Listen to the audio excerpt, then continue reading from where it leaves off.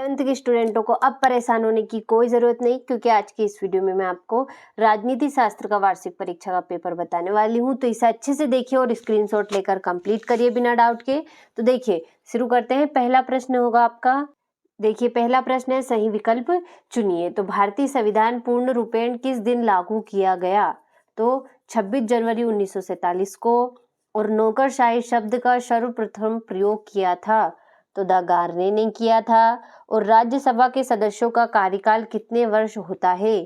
तो 6 वर्ष होता है। और कानूनों की व्याख्या करने वाला सरकार का अंग है? तो न्यायपालिका। और राजनीतिक सिद्धांत को आदर्शोन्मुख बनाने का प्रयास किया? तो लियो स्ट्रास ने किया था। और भारत निम्नलिखित में किस प्रकार का राज्य है? तो भारत धर्मनिरपेक्ष राज्य है। तो देखिए, इस तरीके से आपका पहला प्रश्न आंसर सहित कंप्लीट हुआ। ये रहा आपका इंग्लिश मीडियम वालों के लिए। तो अच्छे से स्क्रीनशॉट ले इन प्रश्नों का और कंप्लीट करिए, टिक लगा दिए मैंने। तो देखिए, इस तरीके से ये हो गया आपका।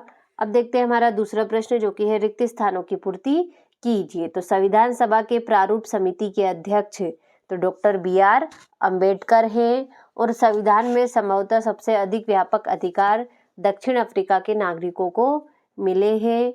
और राष्ट्रपति पद के प्रत्याशी को 15,000 रुपये जमानता राशि जमा करानी पड़ती है। और भारत में एकीकृत न्याय प्रणाली की व्यवस्था की गई है। और स्थानीय स्वशासन एक समिति क्षेत्र में कार्य करते हुए हस्तांतरित शक्तियों का प्रयोग करता है। और ब्रिटिश सरकार के रोलेट एक्ट ने हमारी व्यक्तिगत स्वतंत्रता के अपहरण का प्रयास किया था। तो देखिए, इस तरीके से आपका दूसरा प्रश्न भी कंप्लीट हुआ।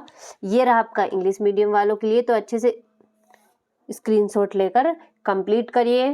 तो देखिए, इस तरीके से अच्छे से स्क्रीनशॉट लेकर कंप्लीट करिए। दूसरा प्रश्न हुआ आपका। अब देखते हैं तीसरा प्रश्न, जो कि है सही जोड़ी बनाइए। तो निरक्षरों को मताधिकार का विरोध तो JS मिल होगा।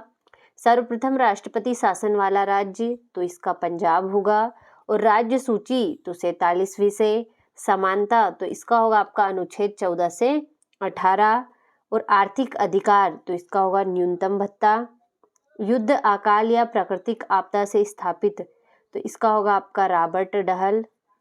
मॉडर्न पॉलिटिकल एनालिसिस तो इसका होगा आपका शरणार्थी। तो देखिए, इस तरीके से आपका तीसरा प्रश्न सही जोड़ी कंप्लीट हुआ। ये रहा आपका इंग्लिश मीडियम वालों के लिए। तो अच्छे से स्क्रीनशॉट लेकर कंप्लीट करिए। अगला प्रश्न है आपका, चौथा प्रश्न है आपका, एक वाक्य में उत्तर लिखिए। तो सरकार का जो अंग कानूनों को लागू कराता है उसे क्या कहते हैं? तो कार्यपालिका कहते हैं। और भारत की केंद्रीय व्यवस्थापिका को क्या कहा जाता है? तो भारतीय संसद। और अनुच्छेद 356 किससे संबंधित है? और प्रथम राजनीतिक वैज्ञानिक किस विद्वान को माना जाता है? तो अरस्तु को। और ऑन लिबर्टी पुस्तक के लेखक कौन है? तो JS मिल है। और न्यूनतम आवश्यकताओं की अवधारणा किस पंचवर्षीय योजना में लाई गई? तो 5वीं पंचवर्षीय योजना में लाई गई थी। और भारत में कौन कौन से धर्म हैं? तो देखिए, इस तरीके से आपका चौथा प्रश्न भी कंप्लीट हुआ आंसर सहित।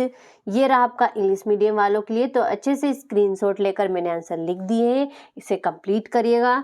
इसी तरीके देखते हैं हमारा पांचवा प्रश्न, जो कि है सत्य असत्य लिखिए। तो प्राकृतिक समानता जन्म से ही प्राप्त होती है तो सत्य होगा। गांधी जी ने हिंद स्वराज 1909 में लिखी थी तो ये भी सत्य है आपका।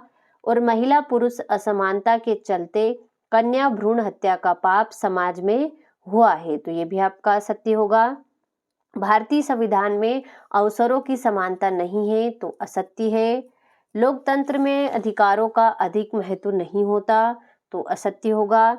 और कर चुकाना नागरिक का प्रमुख कर्तव्य है तो ये आपका सत्य होगा। तो देखिए, इस तरीके से आपका पांचवा प्रश्न सत्य सत्य भी कंप्लीट हुआ। ये रहा आपका इंग्लिश मीडियम वालों के लिए। तो अच्छे से स्क्रीनशॉट ले और कंप्लीट करिए इनको।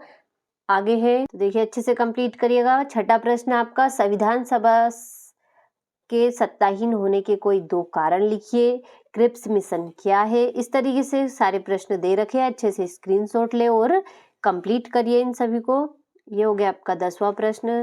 11वां हो गया, 12वां हो गया, नागरिक समानता का क्या महत्व है? ये हो गया आपका 13वां प्रश्न।